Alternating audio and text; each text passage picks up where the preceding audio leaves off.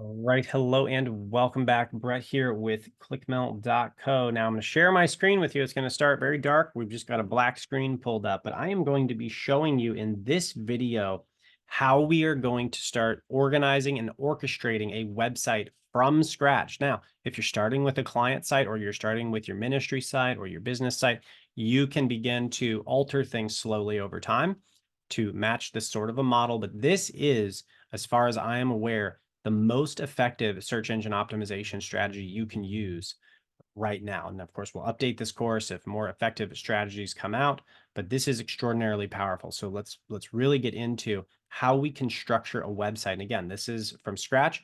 You can start reorienting your website, and this isn't real hard to do, but you can start reorienting your site to meet and fit this model.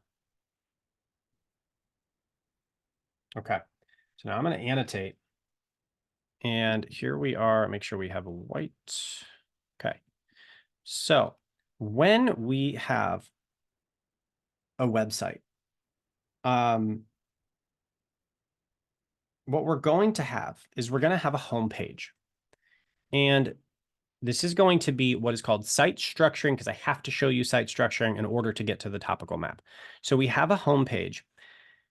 And from that homepage, we have a navigation menu, homepage, about page, whatever all those are. Okay. So we're going to make some of those. And we're going to make a couple of these. We'll just say there's 5, 3, 4, 5. Okay. Now we have talked about domain authority. Now the domain authority, and just so you know, the art on this is going to be incredible. So please hold on to your hats. Okay. Domain authority is the overall rating, domain, we'll call it DA, domain authority. It's the overall rating that search engines give your website. And I don't know if there is a specific number, but most of these tracking websites, like the one you saw in the video with SEMrush, they give it a number, and they usually are pretty consistent. So it seems like somewhere there's actually a number, and it's between 1 and 100. 100 being the most powerful website, and 1 or 0 being the least. So 0 is a brand new website. And there are search engine optimization, SEO factors that affect your domain authority. And that's primarily backlinks, but there are a lot of factors. So let's say, you have a domain authority of 22, which is, fairly decent. And so this here is your homepage. And from your homepage, you link down to these other pages. So we're going to say, you've got your about page and your contact page and your blog, whatever all the pages are. And we'll say your service page. How about that? Service page. And what do we got? Service page. When we'll say product page, PP. All right, there we go. So we've got those. Now, what happens? When we create those, we are going to link to them. And I am going to create links. Okay. So we're going to link out to these from the home page. All right. And here we go. There. We're linked. Oh, wow. Something crazy happened there. We're going to link there. And then there is a link here as well. Okay. So those are very large arrows, but the home page has links. Okay. So if I click on the About Page button, it takes me to the About Page. Now, when we're talking about domain, what are we talking about? Topical authority. When we are setting up the website, what we want to do is we want to rank for major topics. Now, let's say we have a service page, and that service page is, we'll continue with our Christian philosophy example. Let's say the service page is training. Okay, training, Christian training, or debate. Let's go with that. That's even better, because that's actually, people do actually bring in debaters. Okay, so let's do that. Okay, so we're going to say, best Christian philosophy debater, best Christian apologist, EEB debate. Okay, so that's the service page. It's focused on some kind of keyword related to that debate. Okay, now we have a blog. And under the blog, we are going to have articles, because the blog, when you go to the blog, what's on there? A bunch of articles. Now, typically, what you're going to see is something like this. You're going to have, if it's done well, you're going to have topics, and those topics are what we're going to call pillar pieces of content. Okay, so we're just going to do 3 to keep this simple. So let's just say those categories. So these, ooh, that's a very large category there.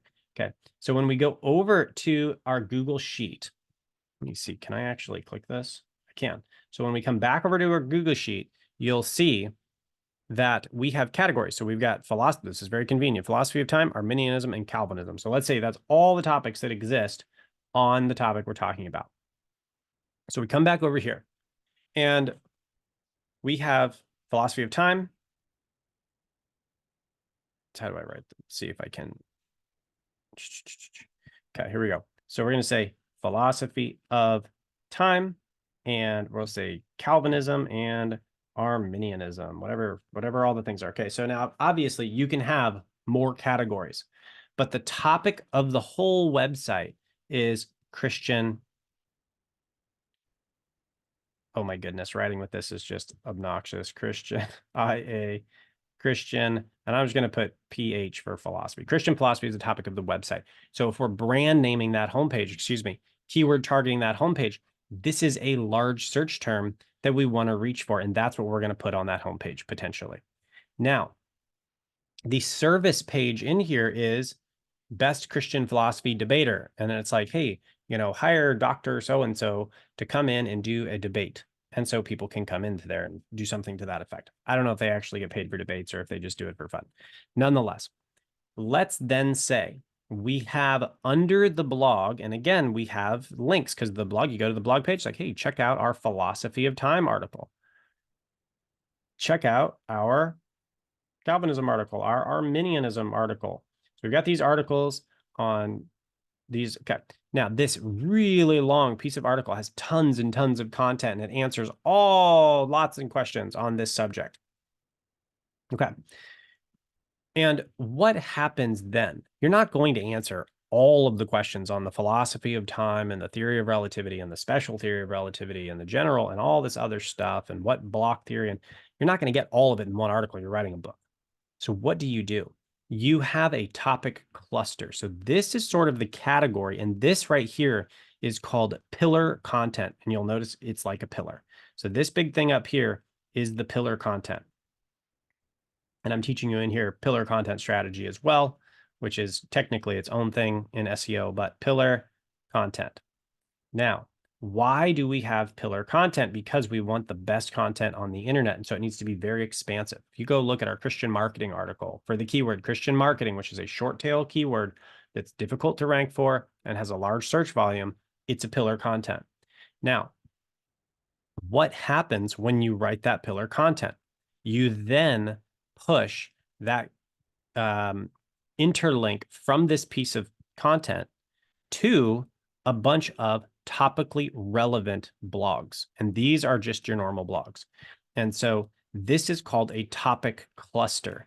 You have the individual blogs surrounding the pillar content. And when Google looks at this, and this is really important, all of these arrows are what are called internal links. You need to know that for SEO, for technical or on page, of the two kinds there. All of the arrows are internal links. And so what happens, I'm just going to do this. This looks easier. What happens is you've got a link here and a link here and a link here, and we're going to link all these in. There we go. So each one of these articles targets a particular keyword. So let's say we go over to our keyword plan, and we look at our topical plan, and we said, well, keyword 1, what is the philosophy of time? Okay, so we go back over to our topical map, our topical category here, and we start saying, okay, so here's keyword 1, KW1 for the philosophy of time category, and here's keyword 2, and we start writing articles for these keywords, keyword 2. Now, are you going to rank high for all of these? No, no way. Maybe you even show up on Google for 75% of them, and then after that, 1 in 10 is going to rank page 1 of Google, something like that if they're done really well. And that is how to write those is a topic for how to write articles. We'll have a content creation training as well. But what we do is we write for all the keywords in that category philosophy of time. And this is sort of spark noting all of these articles and linking out to them. Now, I'll show you a great example of this. And so credit to fs.blog here. I've read this guy's books. He talks primarily about decision-making and mental models, and you'll see my writing is still over the top of this, so just be aware of that. When we go to his articles, notice how simple this is. And again, you'll see my writing here, but here we go. Explore Furnham Street articles, accelerated learning, mental models, decision-making, read better. What do we think his topical categories are? Mental models, decision-making, self-improvement, reading better. Okay, so this is some of the stuff he does. Now, what happens, and if you've listened to me for any amount of time, especially if you went through the decision-making course, you'll have heard of mental models, so this will be sounding familiar. If you haven't taken that course, you have to take that course. That's probably my favorite course. Okay, if we click on mental models, what happens when we come in here? Wait for it. Where is it? Explore. There we go. We're going to come into, still being all scratched up with my scribbles. What are mental models? Oh, that's familiar. Is that a keyword? You bet it is. Okay, and then we continue to scroll here. A lattice work of mental models. Then what does he do? Core thinking context, physics and chemistry, biology, systems. So he's talking about mental models from each of these areas of study. And then what does he do? The core mental models. And then what happens? Let's just say first principles thinking. We address this in one of our courses, in the decision-making course. And what does he do? He says, here's a summary, link it out. Where does that go? That goes to one of those small side articles. And all of these are small side articles. So we could just break down his entire thing from here and understand it. And there's just tons and tons of them. And this is one of the reasons why he has such a large platform, because these are well put together. So this is a pillar content. And from this pillar content, it links out to all of the other articles that help to to break down each of those concepts further. Now, why do we do this? So let's get that.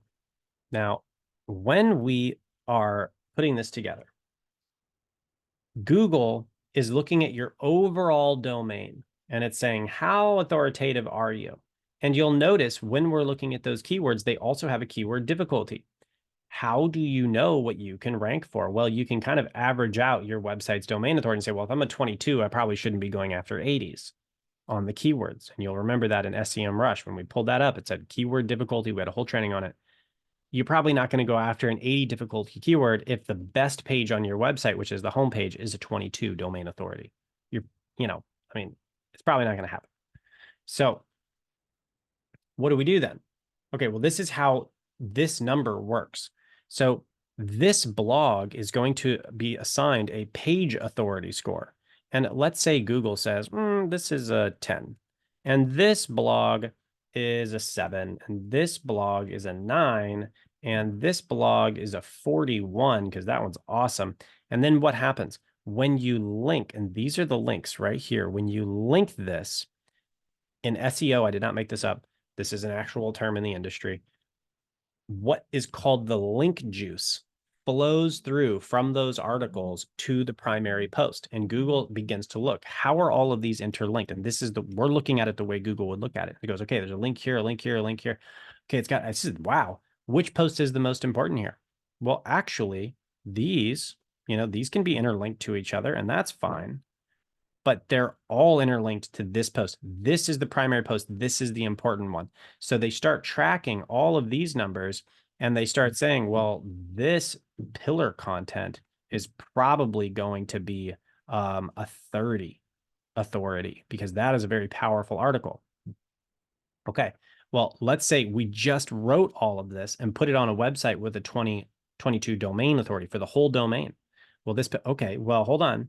This whole pillar content and the whole topic cluster within it is actually linked up here to the blog page. And where is that blog page? That blog page is linked to the home page. So all of this authority begins to flow up the chain to the home page. And now, you know what? Actually, that home page is looking more like a 30. Now, it is not that easy to bump it from a 22 to a 32 here, but that's the basic concept. And so we just start building these out. Now, what happens is over time, we begin to build enough of these out, and you can really start to build your topical authority and your domain authority by answering basically every question. Now, as we get more and more topics, Google begins to see, and I don't know if you can kind of see this already, even within this one topic, and topics are often much larger than 9 articles or 10 articles, whatever we have here. But, you know, this blog, let's say, links over to this blog. What this begins to become is less of one article to catch a couple people flying around on the internet, like, oh, I looked up this exact keyword. And what it becomes is it becomes a dragnet where you're fishing in the ocean of Google. And Google's like, oh, I'm sorry, you're a perch and you're looking for perch food? Go over into the perch net, and they just throw them into your net. And it doesn't matter what they search on that subject, Google's going to be promoting your site because it's really high quality. And you're not answering one question, you're answering the entire field's worth of questions. And so Google is going to be linking all of these together in its perception. And it is seeing your site as not a single article, but as a connection of articles that fully answers all of the questions. And that is when you're going to start seeing the topical authority. And that is when you'll start seeing pretty rapid growth with your website. And again, this is in SEO terms. This is an overnight like paid ads. This is rapid growth over the course of 12, 18 months timeframe. So you've got this here, and then you do it again here, and you do it again here, and you start to see some pretty serious growth because you've got these full 3 built out categories. In one of the websites we did, we had 6 categories. ClickMail has quite a few more than 6. But either way, it'll give you an idea of what you're looking at. Now, if you want to strategically promote specific pages, what you can do, for example, philosophy of time. Let's say this author who wrote this is the best philosophy of time, Christian philosophy of time ever. And he wants to do debates. Well, you have the page over here. I should have done this over here. We're going to do a little erasing here, and we're going to switch these pages around. Boom, we're going to go here. Okay. This is his service page for debates here. Service page where we're selling our debate service. I'm going to put a D over it for debate. And instead of only linking it to the blog page, we could then start linking these articles to the service page or the debate page. And so we could link this whole topic cluster to the service page. And what is Google going to start going? Is, wait, hold on a second. All these articles are also linking up to this service page. This must have something to do with this. This must be really important. Google knows you're selling something here. And so they're going to start assigning a higher domain authority to this page. What does that do? This is important because this is what business people would call a money page. Well, what happens if the keyword difficulty for best Christian philosophy debaters for hire, that's the keyword that this is keyworded to. What happens if that's a 30? But the page itself, so to rank for that keyword is a 30 KD, keyword difficulty, but the page itself is only a 10. You need more link juice in here. So what do? You write this giant article, this mass of articles with a pillar content and a topic cluster around it, addressing every single question about the philosophy of time. And in every single one of those articles, like, hey, if you're looking for a debater on the philosophy of time, let's go up here and schedule a free consult. Oh, okay, cool. And then every single article points up to that, and Google's going to go, oh, okay. And then they're going to bump the authority because all this link juice for this whole cluster is now pointed here, and it's going to bump you to, let's say, a 30. And now you can rank top 10, top 1, top 5 on Google. And you're going to start seeing a lot of traffic come in through this. So this is the topic cluster strategy. And what you really want is you want to address, if you're going after Christian philosophy, which is obviously a huge category, you want to have the whole umbrella covered. Like, this is an umbrella. I know it doesn't look like one, but you get the idea. Okay. And then look, we got our little umbrella lines in there. I'm just really making things confusing. And then what do we want? We want to have all of the topics with under that cluster. So whatever you can realistically write for is what you want to include. And with that, this will end our lesson on how to structure topic clusters within your website. And you can also have, I'll say this, you can also just have all of these blogs interlinking without the pillar content pointing up to service pages. And you can have one topic cluster per service page. We do this. Christian SEO, and all of the SEO articles for church SEO go to our Christian SEO services topic page. And then you've got what? You've got some other thing, church consulting services, Christian business coach, whatever, whatever the keywords are, you've got all the blogs, and then you send them to the appropriate service page. So the blogs are always funneling clients into that service page. So with that, we will conclude this training on topical SEO. If you have any questions in the content, if you have any questions, please put them in the comments. This is a very advanced marketing strategy. We're talking about orchestrating an entire website very strategically with interlinks and articles and service pages and home pages. And if you have a product page, I mean, you can sell products from these articles. So if you have questions, please put them in the comments. And I'd love to hear your feedback on this one and see if there's any more clarity I can add for you. Anyway, I look forward to seeing you in the very next video where we're going to continue to develop this topical strategy. God bless.